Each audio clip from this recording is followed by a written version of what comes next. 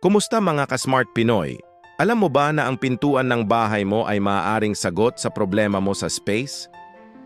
Napansin ko kasi na maraming Pinoy homes ang nahihirapan sa limited space. Lalo na kung may traditional swing door ka na kailangan ng malaking space para mabuksan. Isipin mo na lang, kada bukas mo ng pinto kailangan mong umatras o umiwas. Minsan nga, nasasagasaan pa ang gamit mo, di ba? Pero huwag kang mag-alala, may mga smart door solutions ako para sa'yo na siguradong makakatulong para maging mas functional ang bahay mo.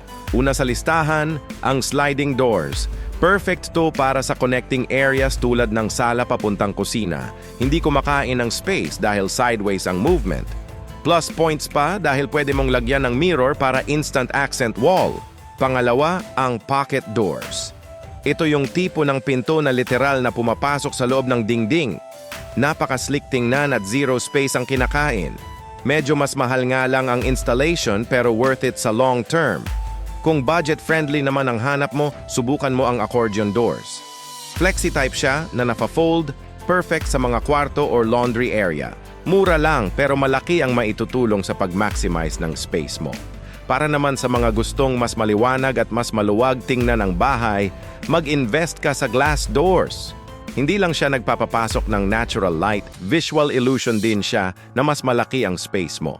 At kung worried ka sa security pero gusto mo pa ring presko ang bahay, may security screen doors tayo. Heavy-duty mesh screen na hindi madaling masira pero pinapapasok pa rin ang hangin. Tandaan mo, hindi lang dapat functional ang doors mo. Dapat smart din ang pagkakalagay para ma-maximize mo ang bawat square meter ng bahay mo. Bago ko tapusin ang video na to, gusto kong malaman ninyo na may upcoming video tayo tungkol sa budget-friendly ceiling designs para sa small homes. Kaya huwag kalimutang mag-subscribe at i-click ang notification bell para updated ka. Maraming salamat sa panonood mga ka-smart Pinoy.